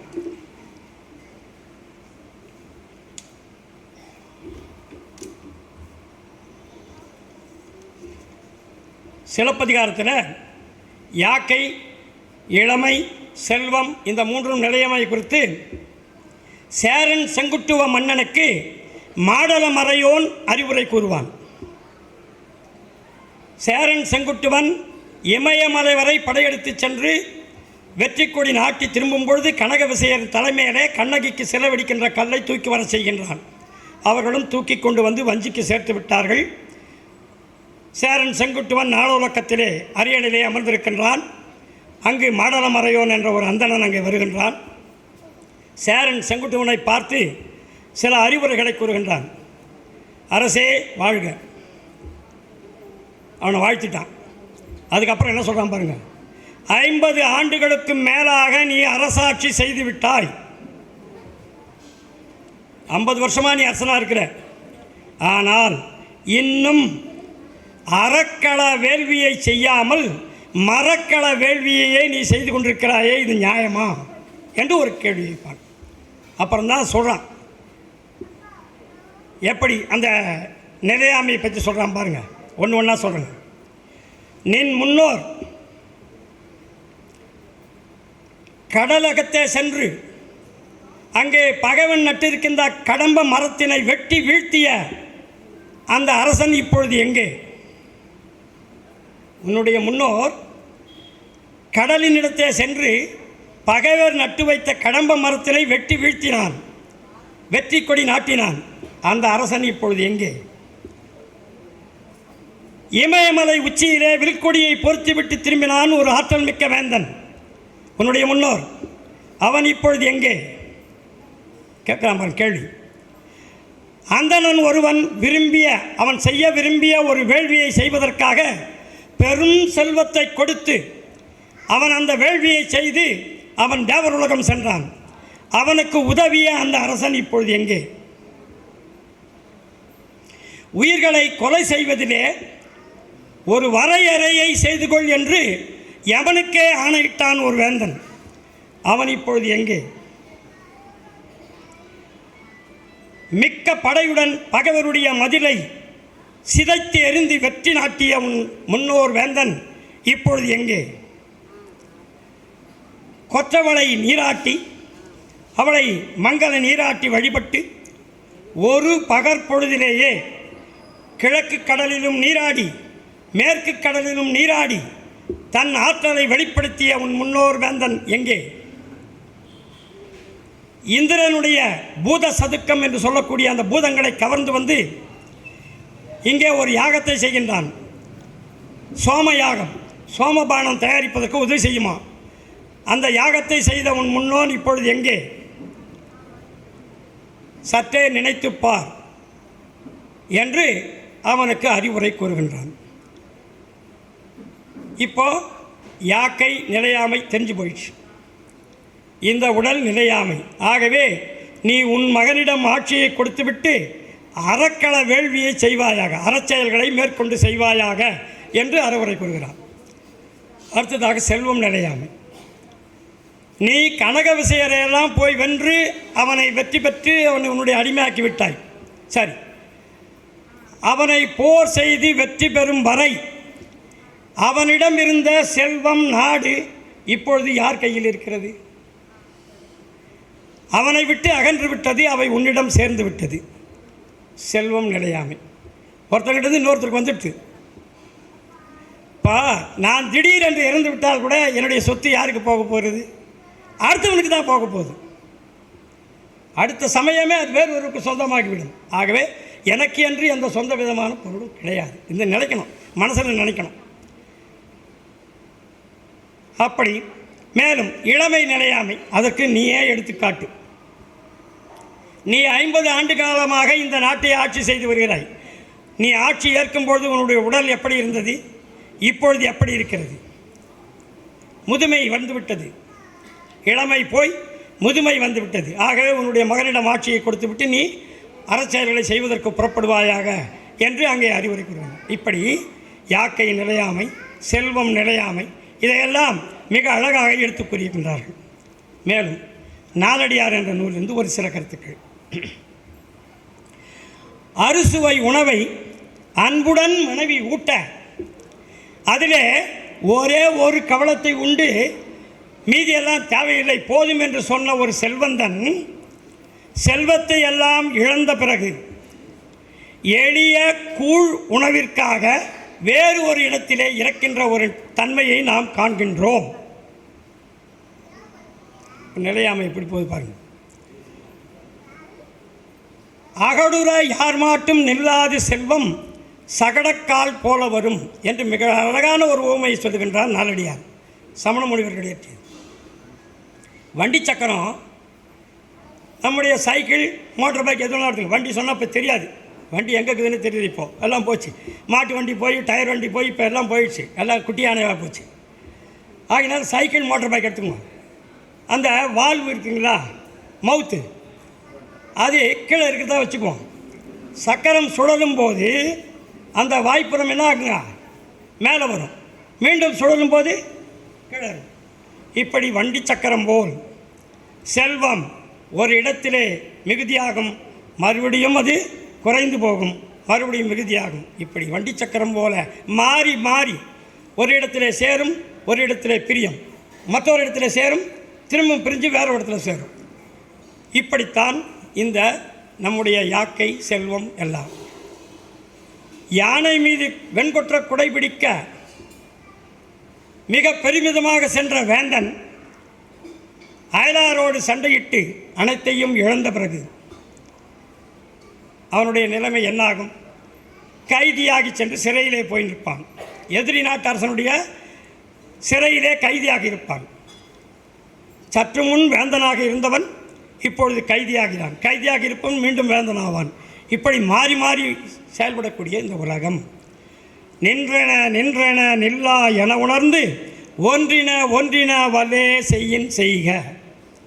நிலைத்தது நிலைத்தது என்று நீ நினைத்தது நிலையில்லாமல் போகும். ஆகவே நின்றன நின்றன, நிலையானது நிலையானது என்று நீ எண்ணிக்கொண்டிருந்தது நிலையில்லாமல் போகும். ஆகவே நீ ஒன்றை செய்ய விரும்பினால், நீ ஒன்றை செய்ய விரும்பினால் அறத்தை உடனே செய்க, புண்ணியம் கிடைக்கும். அவ்வளோதான், வேற ஒன்று. புண்ணியத்தை மிகுதியாக சேர்த்து கொள்ளுங்கள் என்று நமக்கு அறிவுரை வழங்குகின்றார்கள். இரும்பை காய்ச்சறோம் உலகத்தில். இப்போ எல்லாம் அதெல்லாம் போச்சு. எப்போ உலகத்தில் அதுக்குள்ளே காய்ச்சுவாங்க, கடப்பாறையை காய்ச்சுவாங்க, வண்டி சக்கரத்தை காய்ச்சுவாங்க. இது எல்லாம் காய்ச்சினாங்கன்னா அது சிகப்பாக மாறும். அந்த சக்கரத்தை சுட்ட சுட்ட சுட்ட அந்த இரும்பு பழுப்பு சிகப்பாக நன்றாக மாறும். அப்போ அதில் தண்ணி ஊற்றணும்னு சொன்னால் எவ்வளவுக்கு எவ்வளவு அந்த இரும்பை காய்ச்சுகிறோமோ அவ்வளவுக்கு அளவு அதிகமான நீரை அது உறிஞ்சும். அதுபோல் நாம் எவ்வளவுக்கு எவ்வளவு அறம் செய்கின்றோமோ அவ்வளவுக்கு அவ்வளவு புண்ணியம் மிகுதியாக சேரும். என்ன உதாரணம் பாருங்கள், அருமையான உதாரணம். நாம் எந்த அளவுக்கு அறத்தை அதிகமாக செய்கின்றோமோ அந்த அளவுக்கு அதிகமான புண்ணியம் நம்மை வந்து சேரும். இதையெல்லாம் சற்று சிந்திக்க வேண்டும். இப்போ அறம் செய்யாதவனுடைய நிலை என்ன ஆகுன்னு கேட்டிங்கன்னா, தேனீக்கள் இருக்குதுங்க, தேனீக்கள் அது பல மலர்களுக்கு சென்று அந்த மலர்களிலிருந்தெல்லாம் தேனை சேர்த்து வந்து ஒரு கூட்டில் கட்டும். ஆனால் கடைசியில் அது அனுபவிக்காது, யாரோ அனுபவிப்பான் இல்லைங்களா? அந்த தேன் அது சேர்த்து வைத்த தேனை உண்ணவே உண்ணாது, மற்றவர்கள் தான் போய் சேரும். அதுபோல தான் அறம் செய்யாதவனுடைய செல்வம் வீணே வேறு ஒருவர் கையில் தான் போய் சேருமே தவிர அவனுக்கு புண்ணியம் சிறிதளவும் கிடைக்காது என்று மிக அழகாக சொல்லுகின்றார்கள். அடுத்தது இளமை நிலையாமை. நாம் இளமையில் இருக்கும்பொழுது அழகாக சொல்லுவாங்க, வாங்க டைம் ஆகிடுச்சு சாப்பிடுங்கன்னுவாங்க. வயசாகிடுச்சுன்னு வச்சுங்க, அப்போ என்ன பண்ணுவாங்க, அதை இருக்குது எடுத்து போட்டு சாப்பிடுங்கன்னுவாங்க. அன்பு குறைந்து விடும். வயதாக அன்பு குறையும், நட்பு குறையும். சரிங்களா? அடுத்தது பெண்களும் அன்பில் குறைவார்கள். முதல்ல வாங்க வாங்கன்னு கூப்பிடுவாங்க, வாயா வாயான்னு கூப்பிடுவாங்க, அதுக்கப்புறம் வா அப்படின்வாங்க. இப்படி தான் இப்போ நிலைமை இல்லைங்களா? வயது ஆக ஆக மரியாதை குறையும். ஆகவே வயசான காலத்தில் இருக்கக்கூடாது. ஏன்னா அடுத்தவருடைய துணை நாட வேண்டிய ஒரு நிலை இருக்கிறது அல்லவா? அப்படிப்பட்ட ஒரு நிலை நமக்கு வரக்கூடாது. அடுத்தது சுற்றமாகிய கயிறு அவிழ்ந்து போகுமா? சுற்றங்கள் எல்லாம் கொஞ்சம் கொஞ்சமாக விலகி விடுவார்கள். அது கண்கூடாக நாம் பார்க்கிறோம். அதுக்கு முன்னெல்லாம் லீவ் விட்டாங்கன்னா இந்த கோடை விடுமுறையில் ஒரு வீட்டுக்கு போனோம்னாக்க 20 நாளைக்கு 10 நாளைக்கு 15 நாளைக்கெல்லாம் இருந்துட்டு வருவோம். இப்போ 1 மணி நேரம் கூட இருக்க முடியவில்லை. போனோமா, ஒரு காப்பி சாப்பிட்டோமா, டாடா குட் பை வரேன், டைம் இல்லைன்றாங்க. என்ன சொல்கிறாங்க, டாடா குட் பை போயிட்டு வரேன்றாங்க. அப்படிப்பட்ட ஒரு சூழல் ஆகிப்போச்சு. இப்போ உலகம் மாறி போச்சு. சரி, முதுமை வரும் பிறகு உயிரோடு இருப்பதில் என்ன பயன்? ஒரு பயனும் இல்லை. வெறியாடும் பலிக்களத்திலே ஒரு ஆடு பலி கொடுக்க போகிறாங்கன்னு வச்சுக்கோங்க. பலிக்களத்தில் கொண்டு நிறுத்திட்டாங்க. அந்த சாமியார் ஆடுறான், அந்த ஆட்டை வெட்டுறதுக்கு அவன் ஆடுறான்னு வச்சுக்கோங்க. அவன் கையில் சுற்றி இருக்கிறான் பூ மாலை, கழுத்தில் போட்டிருப்பான் மாலை, அதோடு அவன் ஆடுவான்.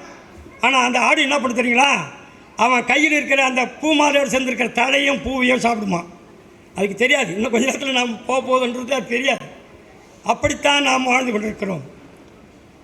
சற்றே சிந்திக்க வேண்டும். இளமை இன்பத்திலே மகிழ்தல் அறிவுடையாருக்கு கிடையாது, அறிவில்லாதவர்கள் தான் அப்படி மகிழ்வார்கள் என்று கூறுகின்றார். கனிகள் உதிர்ந்த மரம் அதை யாரும் விரும்ப மாட்டார்கள். பழம் பூரா விழுந்து போச்சு, மொத்தம் காய்ச்சி பழுத்து விழுந்து விட்டது. அப்போ அந்த மரத்தினால் இனிமேல் நமக்கு பயனில்லை என்று நினைத்து அந்த மரத்தை வெறுப்பார்களாம். அதுபோலத்தான் நாம் முதுமையுற்ற காலத்து நம்மை யாரும் மதிக்க மாட்டார்கள். முதுமையுடைய இந்த உடல் வெறுக்கத்தக்கது. கடும் காற்று வீசுகிறது, கடும் காற்று வீசுகிறது. தோப்பிலே மரங்கள் பழுத்திருக்கின்றன, காய்கள் இருக்கின்றன, பிஞ்சுகள் இருக்கின்றன. ஆனால் பழுத்த பழங்கள் இருக்க காய்களும் பிஞ்சுகளும் கீழே உதிருமா. அதுபோல முதுமை அடையவர்கள் இருந்து வாழ்வதும் இளையவர்கள் இறந்து வீழ்வதும் சர்வசாதாரணம். இதற்கெல்லாம் நாம் வருந்தக்கூடாது என்று மிக அழகாக எடுத்து சொல்லுகின்றார். மேலும் யாக்கை நிலையம், இப்போது மலை இருக்குது, மலையினிடையே மதி சந்திரன் எழுகிறது, பார்ப்பதற்கு மிக அழகாக இருக்கிறது. அதுபோல யானை மீது குடையுடன் சென்ற மன்னனும் ஒரு நாள் இறந்து படுவான். மன்னாதி மன்னனாக இருந்தாலும் சரி, அவன் ஓர் நாள் மரணம் அடைந்தே தீர வேண்டும். யாக்கை நிலையாமை. மண்டபத்திலே, திருமண மண்டபத்திலே மங்கள ஒலி ஒலிக்கிறது. மாப்பிள்ளை மணமகளுக்கு தாலியை கட்டுகிறான். மங்கள வாத்தியங்கள் மிக அழகாக ஒலிக்கின்றன. ஆனால் சற்று நேரத்திலேயே பிணப்பறையும் ஒலிக்கிறது. என்னே இந்த வாழ்க்கையினுடைய நிலையாமை! புல் நுனியிலே இருக்கின்ற அந்த பனித்துளி போல இந்த வாழ்க்கை விரைவில் மறைந்துவிடும். தான் வாழ்ந்த கூடு அந்த மரத்திலேயே தொங்கின்னு இருக்குது. ஆனால் பறவை பறந்து போயிட்டு திரும்பியே வரவில்லை. இப்படித்தான் நம்முடைய உயிரும். உடல் இங்கே இருக்க சுற்றத்தார் இடத்துல விட்டுடுவான். இந்த உயிர் இந்த உடலை நம் சுற்றத்தாரிடம் விட்டுவிட்டு அவன் வேறு இடம் சென்று விடுவான் என்று மிக அழகாக எடுத்துக்கொள்கின்றான். இப்படி இளமை நிலையாமை, யாக்கை நிலையாமை, செல்வம் நிலையாமை, இதையெல்லாம் நாம் உணர்ந்து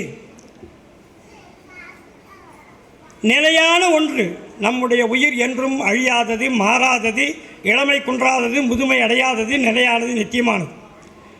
இது எங்கே செல்ல வேண்டுமோ தன்னுடைய சொந்த வீட்டுக்கு செல்வதற்கான ஒரு முயற்சியை இந்த மனித பிறவியில்தான் எடுக்க முடியும். வேறு பிறவிகளிலே எடுக்க முடியாது. அதற்கான புருஷார்த்தம் இந்த பிறவியில்தான் நமக்கு கிடைக்கிறது. அதை நாம் சிந்தனை செய்து நம்முடைய உயிரை மும்மணிகளின் வழியாக செலுத்தி அந்த உயர்வான நிலையை அடைவதற்கு இந்த பிறவியில் என்றாலும் எதிர்கால பிறவிகளிலே அதை நாம் வெற்றி நடை போட்டு சென்று அந்த இடத்தை அடைய வேண்டும்.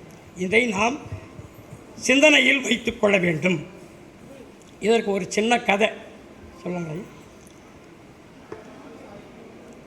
இந்த உலகத்திலே இந்த மண்ணுலகில் மனித வாழ்க்கையில் பெறக்கூடிய ஒரு உயர்ந்த பதவி சக்கரவர்த்தி பதவி தான். ஏன்னா அவன் தான் இந்திரனுக்கு சமமானவன். உயர்ந்த பதவி அது ஒன்று தான். அப்படிப்பட்ட அந்த சக்கரவர்த்தி பதவி 24 தீர்த்தங்கரர்கள் காலத்திலே 12 பேர்களுக்கு தான் வாய்க்கிறது. ஏன்னா சலகா புருஷர்கள் 63 பேர்கள் தான். நம்முடைய ஆகமங்கள் அதைத்தான் சொல்லுகின்றன. அந்த 12 சக்கரவர்த்திகள் தன்னுடைய சக்கரவர்த்தி பதவியையும் அரச போகத்தையும் நன்கு உணர்ந்து அது நிலையானது அல்ல என்று நினைத்து வெறுத்து துறந்து காடு நோக்கினர் என்று சொன்னால் அதன் காரணத்தை நாம் அறிந்து கொள்ள வேண்டும்.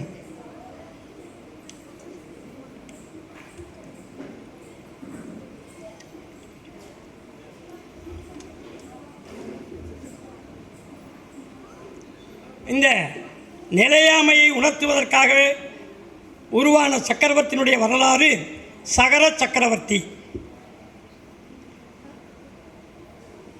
விதேக கஷேத்திரத்தில் ஜெயசேனன் என்று ஒரு அரசன் இருந்தான். அவனுடைய தேவிக்கும் அவனுக்கும் 2 மகன்கள் பிறந்தனர். ரதிசேனன், திருதிசேனன் என்று 2 மகன்கள் பிறந்தார்கள். இளம் வயது அடையும் பொழுதே வினை வசத்தினுடைய விதியின் காரணமாக அந்த ரதிசேனன் என்ற மகன் இறந்து விட்டான். அரசனுக்கு சோகம் தாங்க முடியவில்லை. புத்திர சோகம் அவனை வாட்டி வதைத்தது. இல் வாழ்க்கையின் இயல்பு இவ்வளவுதானோ என்று நினைத்து தன்னுடைய மகன் திருதிசேனனுக்கு அரச பதவியை சூட்டிவிட்டு இவன் துறந்து தவத்தை மேற்கொள்கின்றான், துறவை மேற்கொள்கின்றான். அவனுடைய மைத்துனன் அவனும் தன்னுடைய மாமன் மீது வைத்திருந்த அந்த பாசத்தின் காரணமாக அவனும் துறந்து தன்னுடைய மாமனோடு அவனும் துறவை ஏற்று தவம் செய்கிறார்கள். இருவரும் கடுமையான தவம் செய்து ஒருவர் பின் ஒருவராக மரணம் எய்தி அச்சுத கல்பத்திலே தேவனானார்கள். அவருடைய பெயர் மகாபலன், மணிகேது. இருவரும் இப்பொழுது அச்சுத கல்பத்திலே தேவர்களாக இருக்கின்றார்கள். அங்கேயும் ஒன்றாக சேர்ந்ததன் காரணமாக அவர்கள் ஒருவரை ஒருவர் அவதிஞானத்தினால் தங்களுடைய பழைய வாழ்க்கையை நினைத்து இருவரும் நட்புடன் பேசிக் கொள்கின்றார்கள். அது என்னவென்றால், நம்மில் யார் ஒருவர் மண்ணுலகில் முதலில் பிறக்கின்றார்களோ அவருக்கு தேவ ஆயுள் படைத்த தேவனானவன் அவனுக்கு வந்து அறவுரை சொல்லி அவனை துறவு ஏற்கச் செய்து நற்கதியிலே செல்வதற்கு வாய்ப்பை உருவாக்க வேண்டும் என்று ஒரு நிபந்தனையை ஏற்றுக்கொள்கின்றார்கள். இருவரும் சம்மதம் தெரிவித்துக் கொள்கின்றார்கள். பிறகு காலப்போக்கிலே அந்த மகாபலன் என்பவன் இறந்து அயோத்தி மாநகரத்திலே சமுத்திர விஜயன் என்பவனுக்கும் சுபாலை என்ற தேவிக்கும் சகரன் என்னும் மகனாக பிறக்கின்றான். பிறந்து அழகாக அற்புதமான அந்த கலைகளையெல்லாம் கல்விகளையெல்லாம் நன்கு கற்று அரசனானான். அவனுடைய புண்ணிய வசத்தினாலே சக்கர ரத்னம் உண்டாக 6 கண்டங்களையும் அடிமைப்படுத்தி மன்னனாக சக்கரவர்த்தியாக திகழ்கின்றான். இப்படி தன்னுடைய மனைவிகள் ஏராளம், புத்திரர்கள் 60,000 பேர், செல்வ செழிப்புடன், எதிரிகள் யாரும் இல்லாமல். ஏன்னா சக்கரவர்த்திக்கு எதிரிகள் யாருமே இருக்க மாட்டாங்க. அப்படிப்பட்ட ஒரு நிலையிலே மிக அழகாக தன்னுடைய வாழ்க்கை பயணத்தை செலுத்தி வருகின்றான். அப்பொழுது ஸ்ரீநாமர் என்கிற ஒரு முனிவருக்கு அயோத்தி மாநகரத்தின் பக்கத்திலேயே தவத்தை மேற்கொண்ட அவருக்கு கேவல ஞானம் உண்டாகிறது. அப்போ அந்த கேவல ஞான பூஜையை செய்வதற்காக தேவர்கள் வருகை தருகிறார்கள். அப்படி வருகின்ற தேவர்களில் மணிகேது என்கிற தேவனும் ஒருவன். இங்கே சக்கரவர்த்தியாக இருக்கின்ற சகர சக்கரவர்த்தி தானும் அந்த பூஜையிலே கலந்து கொள்வதற்காக அங்கே செல்கின்றான். இருவரும் அங்கே சந்திக்கின்றனர். அந்த தேவனுடைய அவதிஞானத்தால் மகாபலனாக இருந்தவனே இப்பொழுது சகர சக்கரவர்த்தியாக பிறந்திருக்கிறான். ஆகவே இவனுக்கு நல் உபதேசத்தை செய்து துறவை மேற்கொண்டு நம்முடைய முக்தி பாதையில் செல்வதற்கு அவனுக்கு நாம் அறிவுரை கூற வேண்டும் என்ற ஒரு எண்ணம் அவனுக்கு வருகின்றது. அவன் சகர சக்கரத்தோடு பேசுகின்றான். தான் மேற்கொண்ட அந்த உறுதிமொழியை எடுத்து சொல்லுகின்றான். ஆனாலும் சகர சக்கரவர்த்திக்கு மனம் துறவில் ஏற்பதற்கு தயாராக இல்லை. இன்னும் அனுபவிக்க வேண்டும், இன்னும் கொஞ்ச நாள் அரசனாக இருக்க வேண்டும் என்கிற எண்ணமே மேலோங்கி இருந்தது. ஆகவே மணிகேது தான் கொண்ட அந்த முதல் முயற்சியை நழுவ விட்டான். அது தோல்விவிட்டான். தன்னுடைய அமரலோகம் செல்கின்றான். ஆனாலும் இவனை எப்படியாவது நாம் துறவு ஏற்க செய்ய வேண்டும் என்ற சிந்தனையோடு இருக்கின்றான். சில நாள் கழிந்தது. 2வது முறையாக எப்படியாவது இவனை நல்வழிப்படுத்த வேண்டும் என்று என்ன செய்கின்றான்? ஒரு சாரண முனிவராக, இளமையும் அழகும் மிக்க ஒரு சாரண முனிவராக அவன் சென்று வழிபடக்கூடிய அருகக் கோயிலிலே முனிவராக அமர்ந்திருக்கின்றார். அப்பொழுது சகர சக்கரவர்த்தி சென்று ஜனாலயத்தை சுற்றி வந்து அருகப்பெருமானுக்கு செய்ய வேண்டிய பூஜைகள் எல்லாம் செய்துவிட்டு இந்த துறவியிடம் வருகின்றான். சுவாமிகளே, இவ்வளவு இளமையோடும் அழகோடும் இருக்கின்றீர்களே, இதற்குள் ஏன் நீங்கள் துறவை ஏற்றீர்கள்? காரணம் கூறுங்கள் என்று கேட்கிறார். அப்பொழுது அவர் சொல்கின்றார், இவனை நல்வழிப்படுத்துவதற்கு ஒரு நேரம் வந்துவிட்டது நமக்கு என்று உள்ளுக்குள்ளே நினைத்துக் கொள்கின்றான். அப்போ சொல்கிறான், மரத்திலே பச்சையாக இருக்கின்ற இலைகள் சிறிது காலத்திலேயே பழுப்பு நிறமாக மாறிவிடுகின்றது. எவ்வளோ அழகான உதாரணம் பாருங்கள். பச்சை இலை பழுப்பு இலையாக மாறி போகுது. சல்லடையில் நீர் எடுத்து சென்றால் என்ன ஆகுங்க? தனிப்புற கீழே போடும் சீக்கிரத்தில். அதுபோல தான் நம்முடைய ஆயுள். சொல்கிறார், நம்முடைய ஆயுள் சல்லிக்குடத்திலே நீர் எடுத்து செல்வது போன்றது கூறுகின்றார். மேலும் நாம் விரும்புகின்ற எல்லா பொருள்களும் நம்மை விட்டு விலகுவது, நாம் வெறுக்கின்ற பொருள்கள் விலகாது நம்மை விட்டு சேர்வது, இதை இரண்டையும் மாற்ற முடியுமா? கேட்குறார் கேள்வி. அரசங்கிட்ட கேட்குறார், மாற்ற முடியுமா? முடியாது. ஏன்னா நாம் செய்த வினை நான் விரும்புகின்ற பொருள்களை நம்மை விட்டு வெளியே செலுத்துகிறது. அது வெளியே போயிடுது, நம்ம கிட்ட சேராது. நாம் வெறுக்கின்ற பொருள் நம்மை விட்டு விலகாது வந்து சேர்கிறது. இதெல்லாம் நாம் செய்த விளைப்பேன். இதையெல்லாம் யாராலும் மாற்ற முடியாது. மேலும் சில அந்த உடல் நிலையாமை, யாக்கை நிலையாமை எல்லாம் சொல்கிறார். எடுத்து சொல்லிவிட்டு இதுபோல் இப்படிப்பட்ட காரணங்களினால் நான் இந்த துறவை ஏற்றுக்கொண்டேன் அப்படின்னு சொல்கிறார். அப்பொழுது அவன் மனம் இந்த அறவுரை கேட்பதிலே ஆர்வம் இருந்தது, ஆனால் துறவு ஏற்பதற்கு ஆர்வம் இல்லை. ஆகவே இரண்டாவது முறையாகவும் இந்த மணிக்கேது தோல்வியுற்று அமரலோகம் செல்கின்றார். சரி, இப்போ அரசனுக்கு 60,000 பிள்ளைகள் சொன்னோம். அவர்கள் எல்லோரும் கல்வி கலைகளிலே சிறந்து தேர்ச்சி பெற்று வாலிபர்களாக நிற்கின்றார்கள். அவர்கள் ஒரு நாள் தன்னுடைய தந்தையிடம் சென்று, அரசே, நீரோ சக்கரவர்த்தி, நாங்களெல்லாம் கல்வி கலைகளிலே தேர்ச்சி பெற்றிருக்கிறோம். எங்களுடைய கலை திறமையை வெளிப்படுத்துவதற்கு ஏதாவது செயல்களை கொடுங்கள் என்று கேட்கிறார்கள். அப்பொழுது சகர சக்கரவர்த்தி சொல்கின்றார், நம்முடைய சக்கர ரத்தினம் இருக்கிறது, எந்த எதிரிகளும் நமக்கு கிடையாது. போரிட சொல்வோம் என்றால் யாரோடு போய் போர் செய்வது? ஆகவே நமக்கு எந்த விதமான வேலையும் இல்லை. நீங்கள் எல்லோரும் இளமை இன்பத்தை அனுபவிப்பீர்களாக என்று அறிவுரை கூறுகிறார் தன்னுடைய மக்களுக்கு. தன்னுடைய மகன்களுக்கெல்லாம் இப்படிப்பட்ட ஒரு அறிவுரை. நீங்கள் செய்ய வேண்டிய செயல் அது ஒன்று தான் இருக்குது, வேறு வேலை கிடையாதுங்க.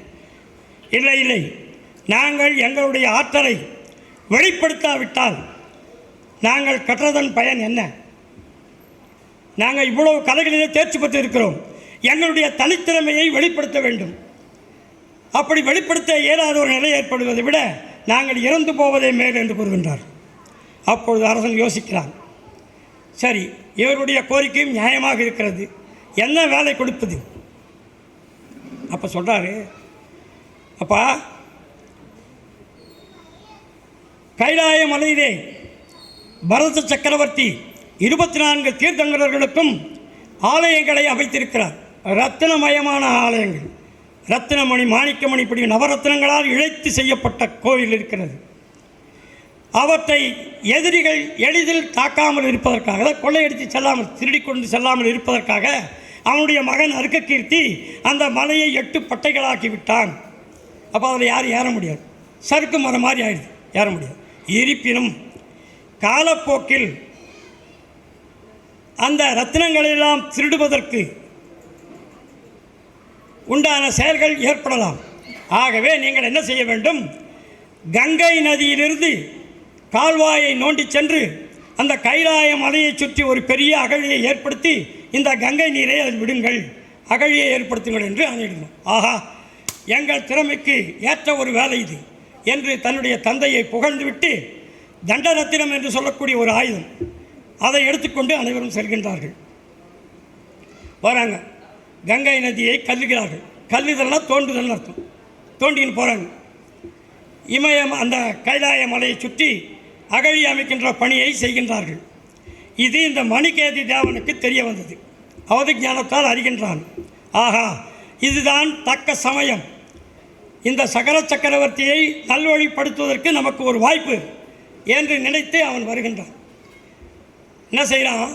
ஒரு பெரிய நாகப்பாம்பு, இந்த உலகத்திலேயே பெரிய நாகப்பாம்பாக உருவமாக மாறி அந்த 60,000 பேரையும் மூர்ச்சையடை செய்து விடுகின்றான். எல்லாரும் மூர்ச்சையடைந்து விழுந்துட்டாங்க. இறந்து விட்டார்கள் என்று நினைத்துக் கொள்கிறேன். ஏன்னா மாயை செய்கின்றான். ஆனால் இவங்களாம் என்ன பண்ணுறாங்க? இறந்துட்டாங்கன்ற முடிவுக்கு வந்துட்டாங்க. அதை அரசனிடம் இந்த செய்தியை எடுத்து சொல்வதற்கு உடன் இருந்த வேலையாட்களுக்கெல்லாம் பயம். எப்படி இந்த செய்தியை அரசனிடம் சொல்வது? வயதுக்குன்னு ஒன்றும் சொல்லாமல் நிற்கிறாங்க. அப்போ என்ன செய்கிறான்? இந்த மணிகேதி என்ற தேவன் ஒரு அந்தணன் வடிவமாக பூண்டு அரசனிடம் செல்கின்றான். கண்ணீர் மல்க அழுது கொண்டே அரசனிடம் செல்கின்றான். பார்த்தால் நல்ல அந்தணன், வேள்விகளெல்லாம் குறைவர கற்றவன் போல் தெரிகிறது. அனைத்தையும் அறிந்த நீ இப்படி அழுது கொண்டு வருவதற்கு காரணம் என்ன என்று கேட்கின்றான். அப்பொழுது அவன் சொல்கின்றான், அரசே, எனக்கு ஒரே ஒரு மகன், அவன் இளம் வயதிலேயே இப்பொழுது இறந்து விட்டான். அவனை பிரிந்து என்னால் வாழ முடியவில்லை. சோகம் அப்படியே என்னை பாதிக்கிறது. சோகத்தில் ஆழ்ந்திருக்கிறேன். புத்திர சோகம் என்னை வாட்டுகிறது. நீங்கள் தான் சக்கரவர்த்தி ஆயிற்றே, எல்லா செயல்களையும் செய்யக்கூடியவர். ஆகவே என்னுடைய மகனை எழுப்பித்தாருங்கள் என்று கேட்கின்றான். அப்பொழுது அரசன் சொல்கின்றான், அப்பா, இந்த உலகத்திலே யாராவது பிறப்பு என்று உண்டு என்றால் இறப்பு என்ற ஒன்று உண்டு. நீ மறைகளை கற்றுத் தேர்ந்தவன், உனக்கு தெரியாதா? இப்படி பிறந்தவர் இறப்பது நியாயம், அவனுடைய விதிவிசை பயன். ஆகவே அவனை பிரிந்து நீ வாழ வேண்டாம். நீ செய்ய வேண்டியது ஒன்று, துறவை ஏற்று தவத்தை மேற்கொள்க என்று அவனுக்கு அறிவுரை கூறுகிறான். அப்பொழுது மணிகேது கேட்கின்றான், இந்த அந்தணன், இந்த நியாயம் எனக்கு மட்டுமா அல்லது எல்லோருக்குமா என்று கேட்கிறான். இந்த உலகத்தில் பிறந்த அத்தனை பேருக்கும் இந்த விதி தான், இதில் மாற்றம் கிடையாது. இதைத்தான் எல்லாருக்கும் சொல்ல வேண்டியது, இதைத்தான் எல்லாரும் ஏற்றுக்கொள்ள வேண்டும் என்று சொல்கின்றான். அப்பொழுதுதான் அவன் உண்மையை உரைக்கின்றான். ஐயா, நீங்கள் நீர் அகழியை அமைப்பதற்கு நீர் அரண் அமைப்பதற்கு அனுப்பிய உன்னுடைய மகன்கள் 60,000 பேரும் அங்கே இறந்து கிடக்கிறார்கள். அதை எடுத்து சொல்லுவதற்கு உன்னுடைய வேலையாட்கள் எல்லாம் பயந்து கொண்டிருக்கிறார்கள். ஆகவே நான் இந்த வேடத்திலே வந்து உனக்கு சொல்லுகின்றேன்.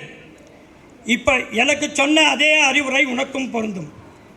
ஆகவே நீ என்ன செய்ய வேண்டும்? அரசை துறந்து நீ துறவு மேற்கொண்டு தவத்தை செய்து தியானம் செய்து முக்தி அடைய வேண்டும் என்று நினைவூட்டுகிறான். அப்பொழுது அரசன் மூர்ச்சி அடைந்து விழுந்து விடுகின்றான். சிறிது நேரம் கழித்து எழுந்த பிறகு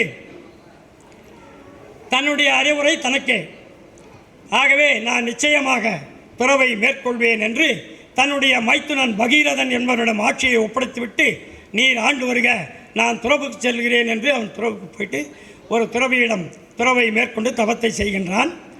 பிறகு இந்த அந்தணன் வேறு ஒரு வடிவம் கொண்டு இந்த பகீரதனிடம் என்ன சொல்கின்றான்? அந்த அரசனுடைய குமாரர்கள் அனைவரும் உயிர்ப்பித்து எழுவதற்கு ஒரு வழி இருக்கிறது. அது என்னவென்றால், அவர்கள் முடிக்காமல் விட்ட அந்த பணியை நீ முடித்துவிட்டு அந்த கங்கை நீரை அவர்கள் மீது தெளிக்க வேண்டும் அப்படின்னு சொல்கிறான். அவர்கள் உயிரிழந்து விடுவார்கள் என்று சொல்கின்றான்.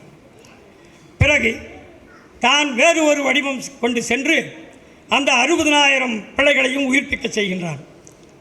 அவர்கள் எல்லாம் உயிரோடு எழுந்திருக்கிறார்கள். நடந்தவற்றையெல்லாம் கூறுகிறான்.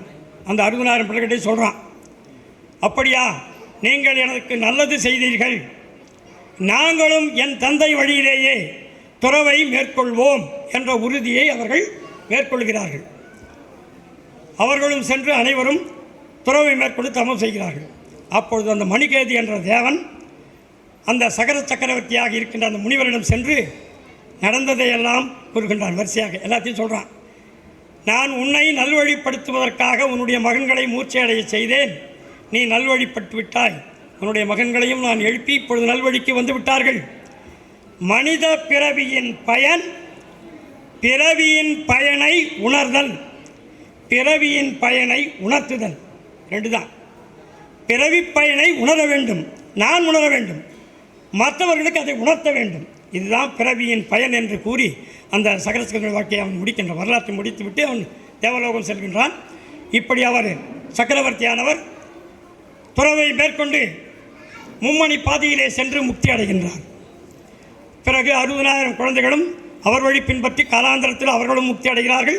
பகீரதனும் முக்தி அடைகின்றான்.